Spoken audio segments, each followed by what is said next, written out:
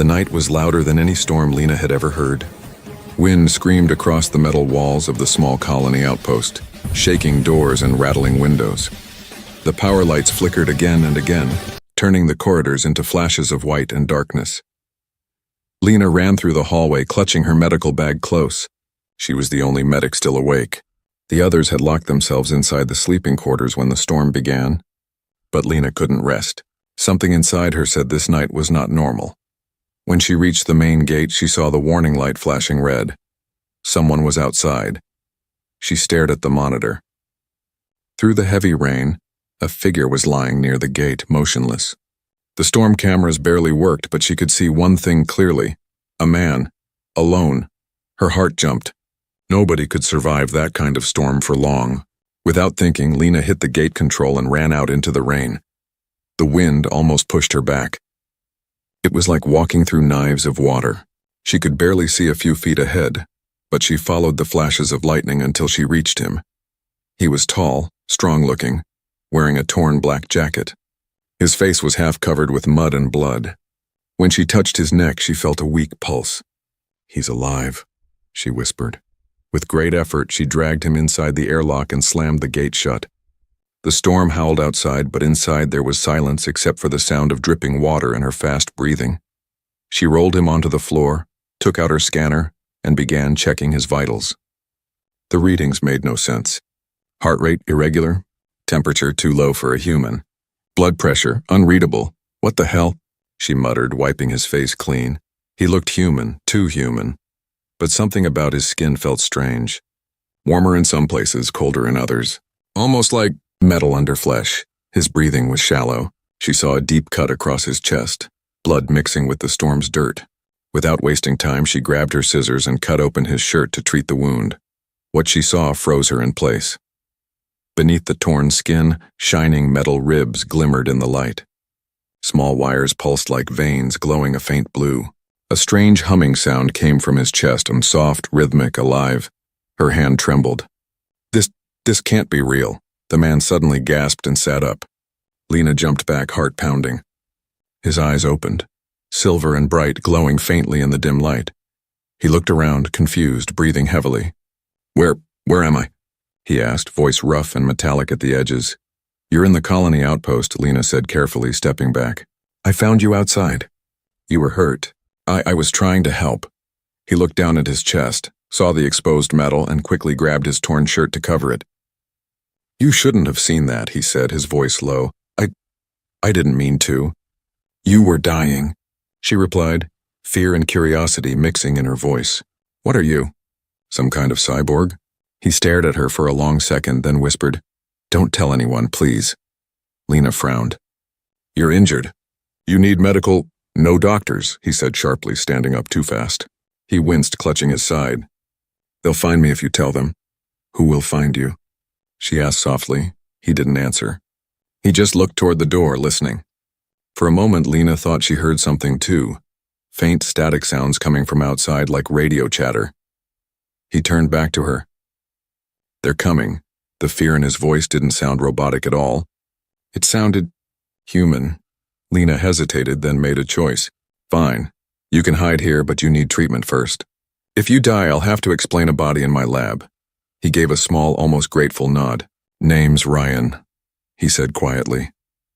"Lena," she replied, still watching the faint blue glow under his skin. She stitched the wound carefully, but as she worked, she noticed something else. His skin was repairing itself faster than human cells should. The bleeding stopped on its own, the flesh closing with a faint light. Ryan kept his eyes on the door, tense. "Lena," he said suddenly, "if they find me, you run. Don't look back." "Who are they?" she asked again. He looked at her, silver eyes dimming. "The ones who made me." Her hand froze. Before she could speak again, a loud bang shook the building.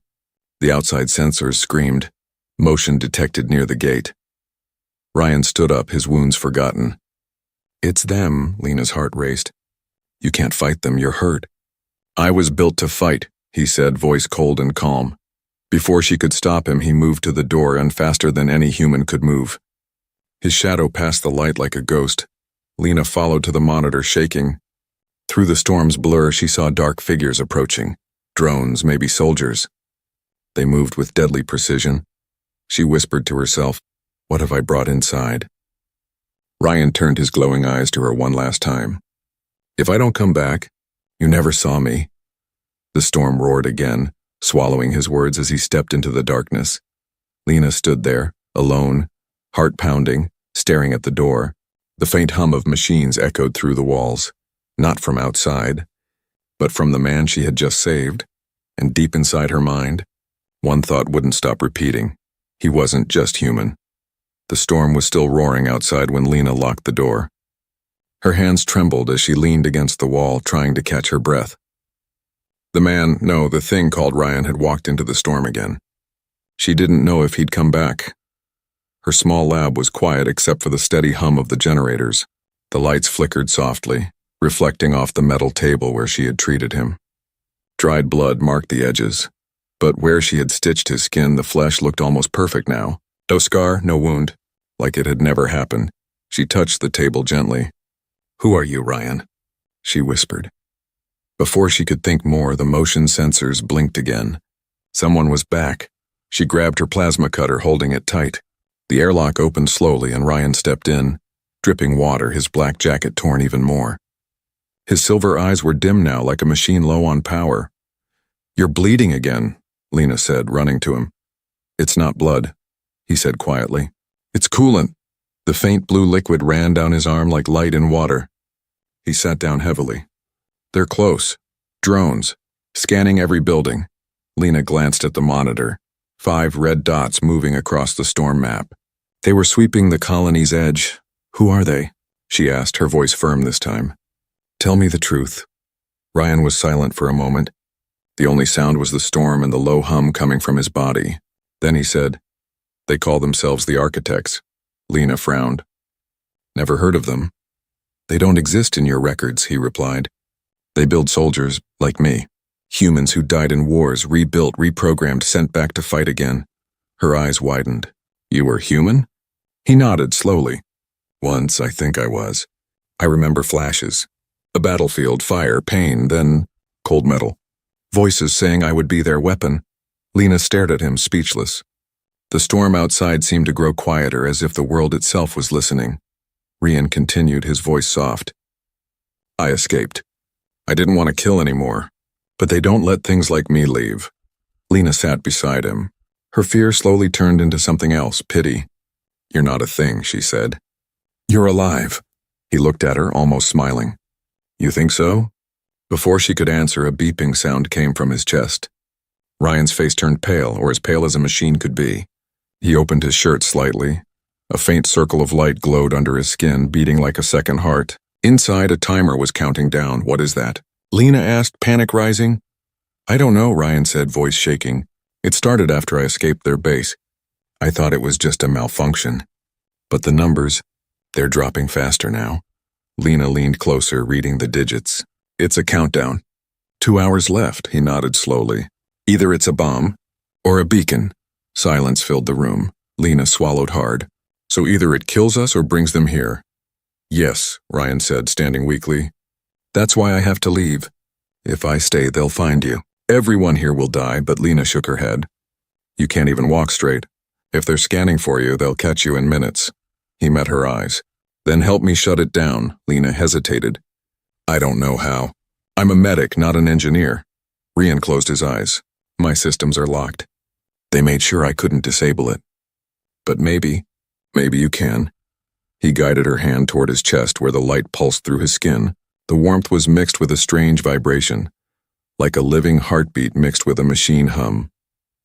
"Touch the panel," he said quietly. "You'll feel a pattern. 4 pulses, then 2. That's the sequence key." Lena did as he said. Her fingers trembled as she touched the spot. Suddenly she felt a jolt, a flash of images in her mind. Memories that weren't hers. A war-torn field. Burning ships. A boy crying for his mother. Then the sound of metal screaming. She gasped and pulled her hand back. "What was that?"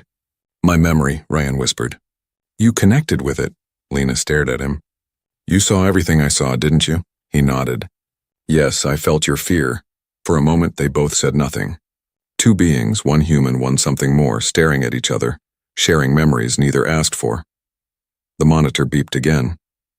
The red dots were closer, right at the outpost gates. They found us, Ryan said, standing up. No, there must be time, Lena said quickly, running to her terminal. I can reroute the power grid. Maybe jam their scanners, Ryan grabbed her shoulder. Don't risk it, she looked back at him fiercely. You saved my life from the storm. I'm not letting you die because of them, he almost smiled.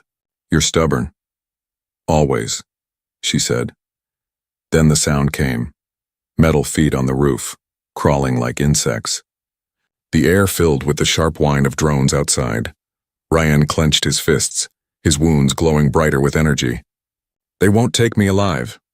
Lena opened a maintenance hatch on the floor. Down here, the old tunnels. You can hide until I find a way to stop that timer. He hesitated. If they catch you, I'll lie, she said. I'll tell them I saw nothing. He nodded slowly. Thank you, Lena. She looked into his silver eyes, trying to see the man behind the machine. You just owe me a story when this is over. Ryan smiled faintly and disappeared into the tunnel. The hatch closed, and moments later the door exploded open as the search drones swarmed inside. Lena stood there, pretending to be shocked. Hands raised, a voice echoed through the speaker of one of the drones. Have you seen a man? Metal implants, silver eyes. Lena shook her head. No one came through the storm. The drones scanned her face, then left one by one, their red lights fading into the night. As soon as they were gone, Lena ran back to the hatch, whispering, Ryan, you're safe for now. But deep below the floor, Ryan looked down at the timer on his chest. The numbers were still falling, and far away, beyond the storm, a hidden signal pulsed into the dark sky, calling something toward them. The tunnels were cold and silent. Ryan sat in the dark back against the metal wall, watching the faint glow of the countdown on his chest. The digits blinked slowly, 01:34:29, then ticked down again. Every second sounded louder than the storm above. He could hear faint echoes from the surface, the thudding boots of soldiers, the hiss of search drones, the hum of engines. They were still looking for him. Ryan closed his eyes and tried to remember. Faces flashed through his mind, soldiers, explosions, and a child's voice calling his name. But the memories slipped away like water through his fingers. He whispered to himself, who was I before this? Up above, Lena worked quietly in the lab. The power grid flickered every few minutes. The colony's communication tower was damaged in the storm, but she used an old data core to search for anything about the architects. Every file she opened was locked or deleted. It was as if the organization didn't exist. Then she found one broken report, half a page left. Project Echo 9, Classified Human Augmentation Unit, designed for battlefield regeneration. Neural link capability, unstable. Subject escaped containment after neural corruption. She stared at the screen. The file ended there, but it was enough.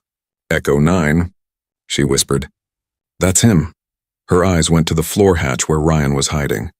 What did they do to you? She opened the hatch carefully and climbed down with a lantern. The air smelled of dust and machine oil. When her light reached him, Ryan was sitting still, eyes glowing dimly in the dark. You should be resting, she said softly. He looked up. There's no rest for people like me. She smiled sadly. You mean machines like you? He didn't answer. Instead, he looked at the lantern light reflecting off her face. You came back? Of course, she said. You need help. Ryan shook his head. No, you'll only get hurt. Lena ignored him and sat beside him. I found your file. Project Echo 9. They called you a failed experiment. His hands clenched. They called us all that. Failed soldiers.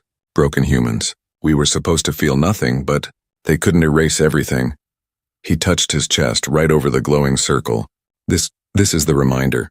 It's what they left inside me. Lena leaned closer, watching the numbers drop, 01:28 to 43. We have to do something before it hits 0. Ryan's voice was quiet. There's a transmitter inside me. I can feel it. Every minute, it's sending stronger signals. It's not just a bomb. It's a beacon, she repeated. He nodded. It's calling something here. Maybe their army. Maybe worse.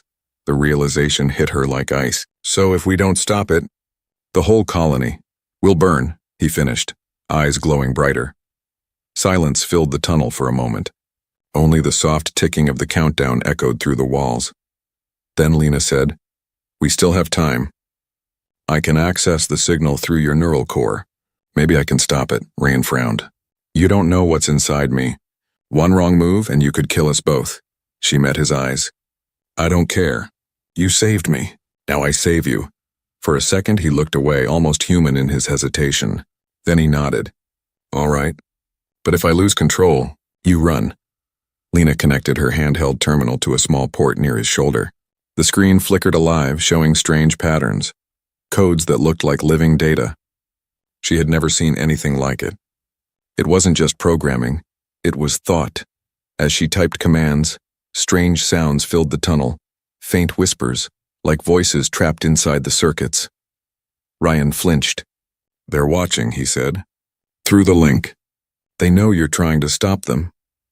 "Let them watch," she muttered, fingers flying across the screen. Suddenly, the terminal flashed red. Access denied. A robotic voice came through the speaker. "Echo 9 detected. Remote control initiated." Ryan's eyes widened. His body stiffened as if an invisible hand had grabbed him. "Lena, run!" he shouted. His arm shot out, smashing a metal pipe. Sparks flew. His body moved without his will. "No!" Lena yelled, trying to pull the cable free. "Fight it, Ryan!" he roared, slamming his hand against the wall. The countdown timer glowed brighter, the numbers racing faster. 0125 Wur 0124 59 0124 58. "Stop," she cried, pressing the emergency override. The screen went black. For a moment, everything froze. Ryan gasped, collapsing to the floor. The glow dimmed. The timer slowed back to normal. Lena dropped beside him, breathing hard. "You're okay. You're okay." Ryan opened his eyes slowly. "You broke the link." "You actually did it," she smiled weakly. "Told you I could help." He sat up, looking at her with something close to admiration. "You risked your life for me." "Guess we're even now," she said with a tired smile. But before they could speak again, the tunnel lights flickered. The hum of engines echoed above them, louder this time. Ryan looked up sharply. "They're here. I can feel the signal pulling toward us." Lena stood quickly. "We have to move. The east tunnels lead to the old mines. We can hide there." He nodded, standing with difficulty. "Let's go." They ran through the narrow tunnels, water dripping from old pipes. Every sound felt dangerous, every echo a possible drone. When they reached the exit hatch, Lena turned to him. "If that beacon sends another pulse, it will," Ryan said. "They won't stop until I'm back in their hands." Lena clenched her fists. "Then we'll find a way to stop it for good." As they stepped out into the cold night air, lightning flashed across the sky. And in the distance, Lena saw shapes moving through the clouds. "Dark, metallic, massive," she whispered. "They're already coming." Ryan's voice was quiet, filled with a strange calm. "Then I have to remember who I was, before they turned me into this." The countdown on his chest blinked again, a 120 go. And far away, in the black clouds above, something answered the signal with a pulse of blue light, as if the storm itself was alive. Cold wind rushed through the broken tunnels as Lena and Ryan climbed out into the wastelands. The storm had ended, but the world above looked even more dangerous. The sky was dark gray, filled with floating dust and the soft hum of distant engines. The colony lights flickered miles away like weak candles in the night. Ryan looked up, his silver eyes scanning the clouds. "They're here," he said quietly. Lena followed his gaze. Shapes moved behind the clouds, metal wings smooth and silent. The architect's drones were searching. "We can't go back," Lena said. "If they track you to the colony, everyone dies." Ryan nodded. "Then we keep moving." They walked fast through the ruined desert, boots crunching over broken glass and metal. Every step echoed. Every gust of wind carried static. After half an hour, Lena's legs ached, but she didn't complain. She watched Ryan ahead of her, tall, silent, moving with perfect balance even though his body was damaged. The faint blue light under his torn shirt pulsed like a heartbeat. She finally said, "You said you remembered a child calling your name. Who was it?" Ryan didn't stop walking. "My son, or the man I used to be, had one. I don't even remember his face anymore." His voice was calm, but the sadness inside it was real. Lena whispered, You remember enough to still care. That's human. He turned his head slightly. Maybe that's the part they couldn't erase. A sudden noise cut through the air, a high-pitched whine. Both froze. Above them, 3 drones appeared, glowing red under the clouds. They found us, Ryan said, pulling Lena behind a rock. The drones fired beams that sliced through the ground, throwing dust and sparks. Ryan pushed Lena down. Stay low. He stood and raised his hand. The blue light in his veins flared bright. The air rippled. One of the drones spun out of control, crashing into the sand. Lena stared in shock. How did you... I'm linked to their network, he said through gritted teeth. I can fight them for a few seconds, but it burns my core. The second drone fired again, hitting Ryan in the shoulder. The blast threw him backward. Lena screamed and crawled to him. His skin was burned, metal exposed, wires sparking. Ryan, he grabbed her arm. Go, hide! No, she yelled. I'm not leaving you. Before the third drone could fire, Ryan forced himself up, eyes glowing like molten silver. He jumped, literally jumped, straight at the machine. His fist tore through its hull. The explosion lit the sky for a second. He fell hard, landing beside Lena, smoke rising from his back.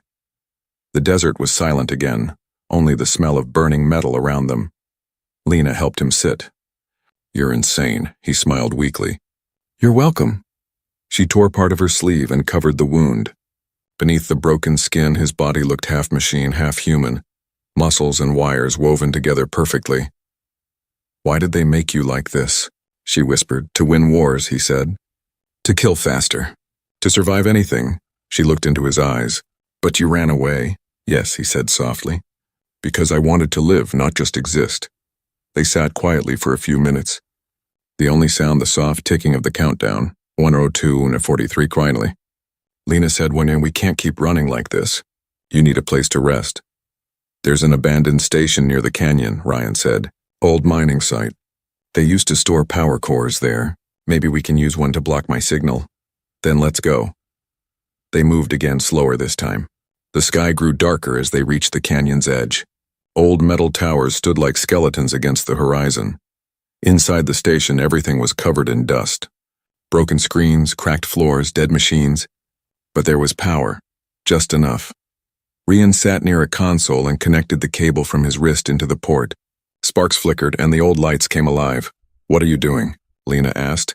Trying to scramble the beacon, he said. If I can create false signals, maybe they'll chase ghosts instead of us. Lena watched the countdown flicker. 0:58:10. Will it stop the timer? She asked. No, he said. But it might buy us time. As he worked, Lena found herself studying him. The way his hands moved, precise yet human. The faint tremor when he spoke.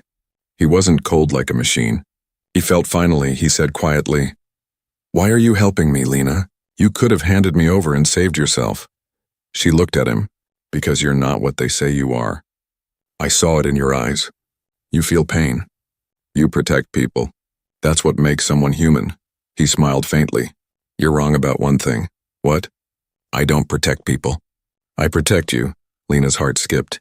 Before she could answer, the console beeped loudly. Red lights filled the room. What happened? She asked. Ryan stood slowly. They found the signal. They're coming here. How long? 10 minutes. Lena's eyes widened. Then we run again. Ryan shook his head. No, this time I fight. Ryan, you can't. He turned to her, silver eyes burning brighter than ever. I was made to destroy, but maybe I can choose what I destroy. Maybe I can choose them. Lena grabbed his arm. You'll die. Maybe, he said softly. But if I die human, it's worth it. Outside, the night filled with the sound of engines. Red light swept across the canyon. The architects were closing in. Ryan stepped forward, the glow spreading through his body like lightning. When they arrive, you hide in the control room. Don't come out until it's over. Lena's voice broke. You don't have to do this alone.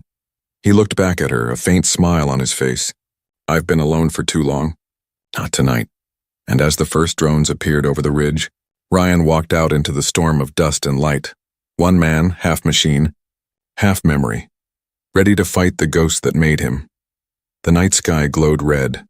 The canyon echoed with the low hum of machines descending through the clouds. The architects had arrived. Ryan stood in the open, dust swirling around him like smoke. His eyes glowed silver white. his metal veins pulsing in rhythm with the faint countdown still burning on his chest. 0, 10:04. He could feel them. Hundreds of signals moving closer, linking, merging. A swarm of minds made from steel and code. They were calling to him. Come home, Echo 9. Behind him, inside the old control room, Lena worked desperately at the console. Her hands were shaking as she typed code after code, trying to jam the incoming transmissions. Every few seconds, the building shook from nearby impacts. Come on, she whispered to the computer. Just give me something. Anything? The screen flickered. For a moment, she saw Ryan's internal data flashing, his power levels, neural activity, the beacon's frequency. And then something new appeared. Incoming override signal, activation phase. Her eyes widened. No. Outside, Ryan heard it too. A voice filled his mind, calm, emotionless, mechanical. Echo 9, your mission was incomplete. Return to control.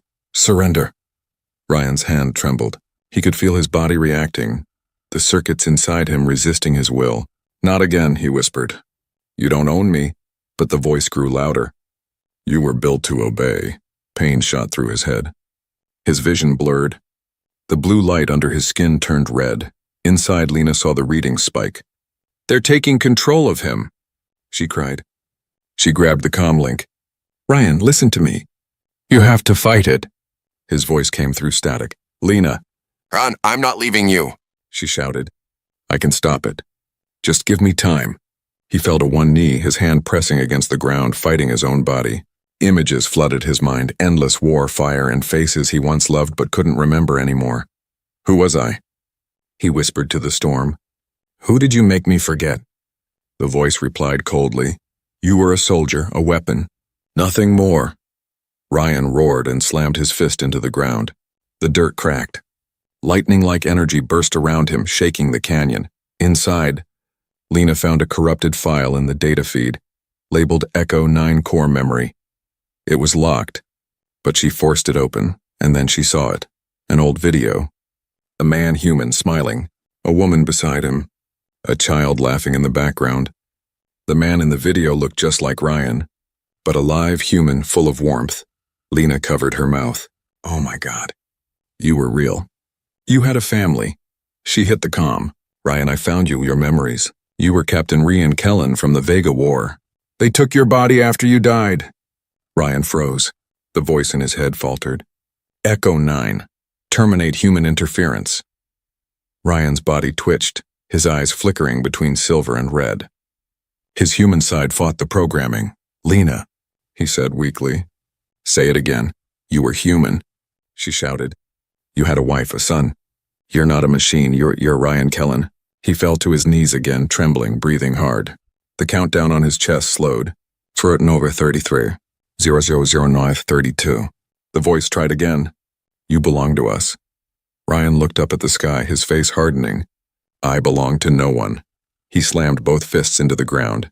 Blue light exploded from his body, creating a shockwave that tore through the canyon. The nearest drones fell from the air, their red lights dying. Inside, the console sparked violently. Lena ducked as smoke filled the room. The computer screamed warnings. Signal loop detected, feedback overload, she coughed. Ryan, what are you doing? Ending this, his voice said through static. The red glow around his chest flickered between blue and white. He was redirecting the beacon's signal, turning it backward, forcing it toward its source, but the effort was killing him. His metal skin cracked, glowing white-hot. The countdown digits melted into static. Lena burst out of the building, running toward him through the dust. Stop, you'll burn out. He looked at her, barely standing. If I stop, they win. She grabbed his arm. Then let me help you. He smiled weakly. You already have. Then he reached out, placing his hand against her chest, just above her heart. His touch was warm now, almost human. If I don't make it, promise me something. Don't talk like that. She cried, promise, he said firmly. She nodded, tears mixing with dust. I promise, he closed his eyes. Tell my son. His father fought to be human again. Before she could speak, light erupted from him, bright, pure, blinding. The signal wave shot into the sky, tearing through the clouds. In orbit above the planet, massive architect ships suddenly stopped moving. The feedback loop hit their cores. One by one, they exploded in silent flashes. Lena fell to the ground as shockwaves rippled through the air. When it was over, there was silence. Only the sound of wind moving through the canyon. She crawled to where Ryan had been standing. The ground was scorched, the dust blackened. His body lay still, half buried in ash. The faint blue glow on his chest had gone dark. Lena knelt beside him, tears falling. "No, you can't be gone." She touched his cheek, warm but fading. "I found your name," she whispered.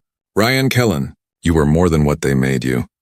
Above them, the night sky cleared for the first time in years. Stars shone brightly through the clouds, untouched and pure. But deep inside the ruined beacon core, something still blinked, a faint pulse, hidden under the debris. The last spark of his power. Still alive, Lena didn't see it.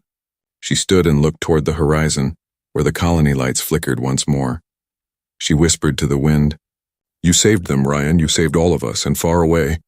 Deep under the rubble, a weak, broken voice spoke to the dark. "Lena?" The canyon was silent after the storm. Ash drifted through the cold air like gray snow. The wreckage of drones and metal debris glowed faintly under the pale dawn light. Lena stood alone among the ruins. Her clothes were torn, her face streaked with dust and tears. She had spent the entire night digging through the rubble where Ryan had fallen. Every few minutes she stopped, listening, hoping to hear a sound, a breath, a heartbeat, anything. But there was only wind. Finally, as she brushed away a pile of broken metal, she saw it, a faint blue glow deep under the ash. Her heart jumped. "Ryan," she whispered. She dug faster with her bare hands until she uncovered him.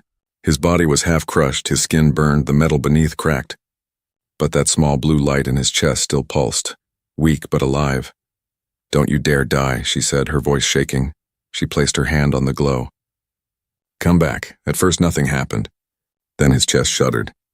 The blue light grew brighter. His eyes opened, dull silver, flickering. "Lena," he whispered. She gasped and laughed through tears. "Yes, you're alive." He tried to sit up but groaned in pain. "I shouldn't be." She shook her head. "You should. You stopped them. You saved the colony." He looked around at the smoking sky. No, not all of them. Far in the distance, she saw dark shapes rising again, huge ships like floating fortresses. The architects weren't gone. They were regrouping. "They're still coming," Ryan said quietly. "The signal didn't destroy them. It only hurt their control. They're angry now." Lena swallowed hard. "Then we have to finish it." He smiled weakly. "You talk like a soldier. Maybe you're rubbing off on me," she said. Ryan stood slowly. His legs shook but held firm. His body began repairing itself again. The cracked ceiling, metal realigning. The blue glow spread across his veins like fire. "Ryan," Lena said, watching in awe. "Your body, it's healing faster." He looked down at his hands, flexing them. "I think I triggered something in the blast. My core adapted. But I don't know how long it will last." He turned to her, serious now. "Lena, there's something inside their command signal. A frequency. I can trace it back to their main ship. If I get close enough, I can shut it down permanently." "That's suicide," she said. He smiled faintly. "You said that last time." She grabbed his arm. "I'm coming with you." He shook his head. "No, this is my fight." She glared at him. "And I'm the one who dragged you out of that dirt. You're not leaving me again." He stared at her for a long moment, then sighed. "You're impossible." "Good," she said. "Now let's go." They reached an old rover buried near the canyon edge. Lena worked quickly, repairing its power cell, while Ryan reprogrammed the control chip with his neural link. Within minutes, the machine roared to life. They drove into the desert, heading toward the black clouds where the architect ships hovered like metal gods. As they got closer, the sky turned darker, filled with static lightning. Ryan's chest glowed brighter, reacting to the ship's signal. "They know we're coming," he said. "Then let them," Lena replied. A deep rumble echoed across the land. The ground split open as smaller machines rose from beneath the sand. Mechanical creatures shaped like scorpions, claws shining. "Hold on," Ryan said. He slammed the controls forward. The rover swerved through the storm as the machines fired plasma bolts. Explosions lighting up the sand. One bolt hit the rover, flipping it sideways. Lena screamed as they rolled. The vehicle landed hard, smoke rising. Ryan tore off the door and pulled her out. "Are you okay?" "Yeah," she coughed. "But we're out of transport." He looked at the horizon. The Architect command ship hovered ahead, massive and silent, glowing red from below. "That's where it ends," he said. Lena followed him on foot, through the wreckage and burning sand. Each step felt heavier as the temperature rose. When they reached the base of the ship, they saw a large circular gate pulsing with red energy. Ryan stared at it. "That's their access node. The control core will be inside." He turned to her. "Once I go in, you stay back." She shook her head. "I told you I'm not leaving." Before he could argue, the air split open. From the gate, a tall figure emerged, human-shaped but smooth and silver, eyes glowing red. "Echo 9, it said. Its voice was Ryan's but colder. "Return to the system." Ryan's jaw tightened. "Not this time." "You are incomplete," the figure said. "You are broken." Ryan stepped forward. "Maybe, but I remember who I was." The two charged at each other. The ground exploded as they collided. Metal against metal, sparks flying, shockwaves shaking the sand. Lena covered her ears as the sound roared. Ryan fought fiercely, his movements fast but heavy, driven by emotion, not programming. The Architect drone struck him again and again, breaking parts of his armor.